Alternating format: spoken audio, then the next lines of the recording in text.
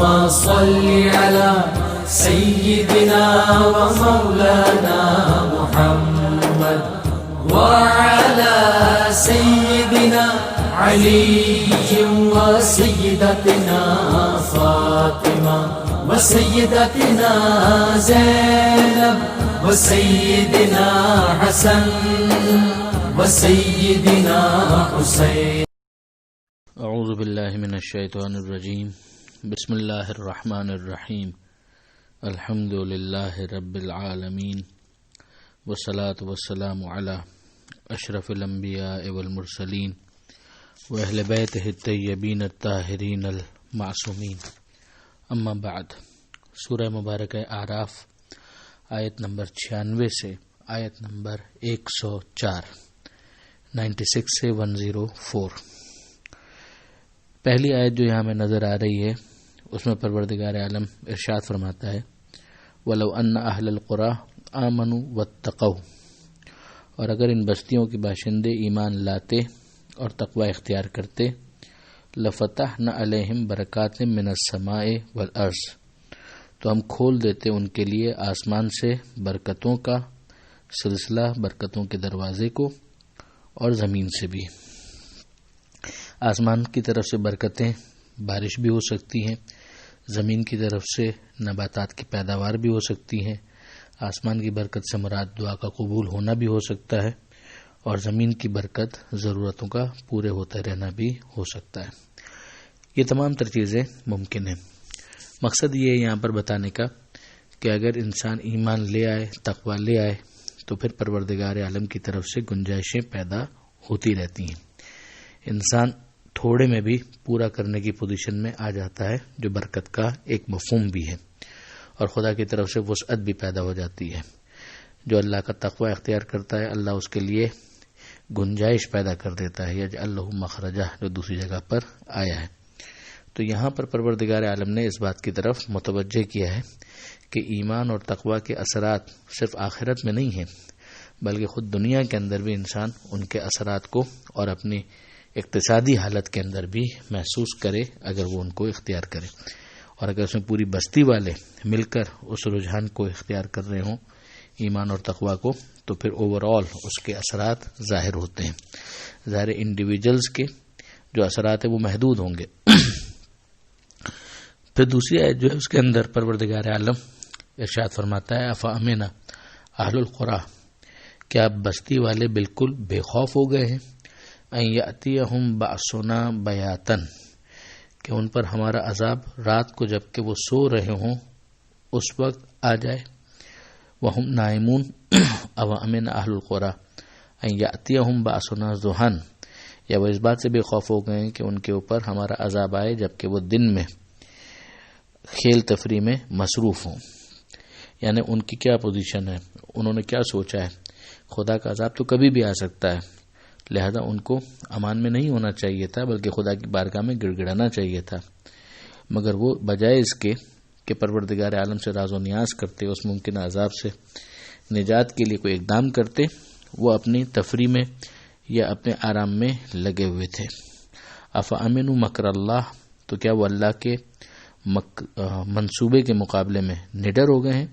فلا یامن مکر اللہ الا القوم الخاسرون، تو نہیں اللہ کے منصوبے سے کوئی نڈر ہوتا مگر وہ جو گھاٹا اٹھانے والے ہیں. یعنی یہ ان کا انداز بتا رہا ہے کہ یہ خسارہ اٹھانے والے ہیں، جن کو آخرت کی کوئی پرواہ ہی نہیں ہے. وہ پروردگار عالم سے بے خوف ہو چکے ہیں اور اللہ کے عذاب کی طرف سے بالکل بے فکر ہو چکے ہیں. اولم یہد للذین یرثون الارض من بعد اہلہا، کیا ان لوگوں کے سامنے جو زمین پر اقتدار کے مالک ہیں اس کے پہلے صاحبان اقتدار کے بعد، کیا ان کے لیے یہ بات نہیں کھلی، جیسے بھی ہم پیچھے پڑ چکے کہ حضرت نوح علیہ السلام کی قوم ہے، اس کے بعد پھر جناب ہود علیہ السلام کی قوم عاد ہے جو آئی، تو وہ ایک طرح سے ان کے جانشین بنے. وہ ان سے واقف بھی تھے اور ان کی جگہوں پر تھے، اور اس کے باوجود ان لوگوں نے وہ جو حضرت نوح علیہ السلام کی قوم کے اوپر آنے والا عذاب ہے اس سے کوئی سبق نہیں لیا. تو پروردگار عالم گویا متوجہ کرتا ہے کہ کیا ان کے لیے یہ بات واضح نہیں تھی، کیا ان کے لیے بات کھلی نہیں تھی. جو کچھ بھی ہم نے ان سے پہلے والوں کے ساتھ کیا تھا تو ظاہر ہے کہ اب ان کے ساتھ بھی ہم وہ ساری چیزیں کر سکتے ہیں. لو نشاء اصبناہم بذنوبہم، کہ اگر ہم چاہیں تو ان کو بھی ان کے گناہوں کے سبب سے مبتلا مصیبت کر دیں، ان پر بھی عذاب نازل کر دیں۔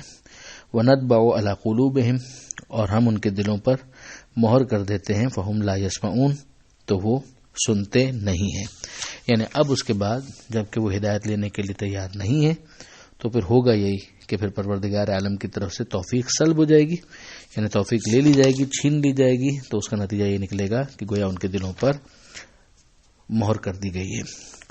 تلک القریٰ نقص علیک من انبائها، یہ وہ بستیاں ہیں جن کے کچھ واقعات ہم آپ کے سامنے بیان کرتے ہیں۔ یہ جو بستیوں کا ذکر آیا پیچھے، قوم نوح علیہ السلام، قوم ہود علیہ السلام، قوم صالح علیہ السلام، اور اسی طرح سے لوط علیہ السلام اور شعیب علیہ السلام، تو یہ تو وہ کچھ قصے ہیں جو ابھی ہم نے فوراً ڈسکس کیے کچھ پہلے۔ تو پروردگار فرماتا ہے کہ اس کو ہم بیان کرتے ہیں، ان کی خبریں آپ کے سامنے بیان کرتے ہیں۔ وَلَقَدْ جَاءَتْهُمْ رُسُلُهُمْ بِالْبَيِّنَاتِ، یقیناً ان کے پاس رسول آئے تھے اور بینات لے کر آئے تھے، معجزات لے کر آئے تھے، نشانیاں کہ جن سے وہ اپنے نبی ہونے کو اسٹیبلش کر سکیں، وہ انہوں نے پیش کی تھی۔ فما كانوا ليؤمنوا بما كذبوا من قبل، تو وہ ایمان لانے والے نہیں تھے اس پر کہ جس کو وہ پہلے جھٹلا چکے تھے۔ کئی دفعہ انسان کی یہ انا اور اس کی ایگو کا بھی مسئلہ بن جاتا ہے، اور وہ حق اور حقیقت سے اس لیے دور ہو جاتا ہے کہ پہلے جس کو جھٹلایا ہے تو ابھی ثابت ہونے کے بعد بھی کہ یہ حق ہے، میں کیسے کہوں کہ یہ حق ہے اور یہ صحیح ہے؟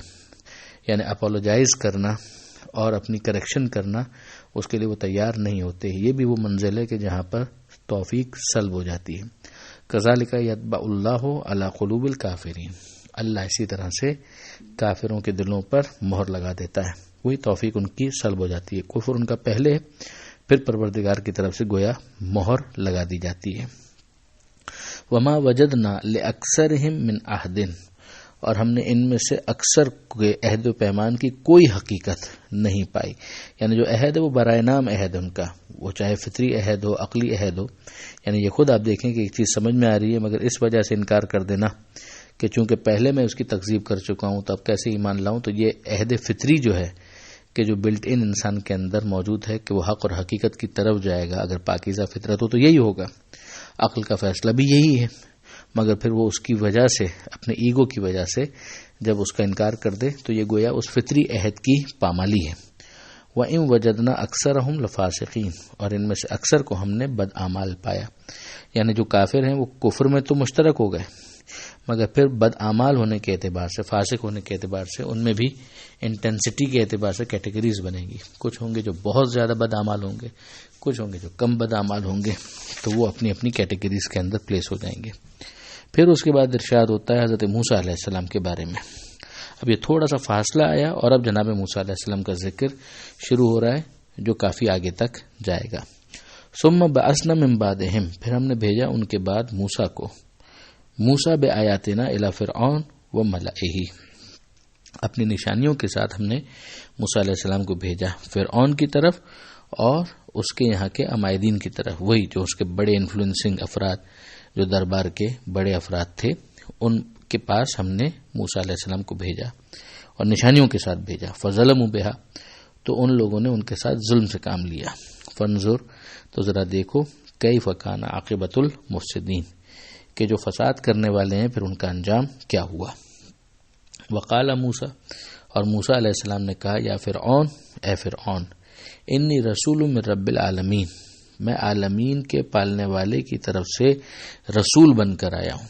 حقیق علی ان لا اقول علی اللہ الا الحق، اور میری شان یہی ہے کہ میں اللہ پر حق کے سوا کوئی بات نہ کہوں، یعنی کوئی جھوٹی بات خدا کی طرف منسوب نہ کروں۔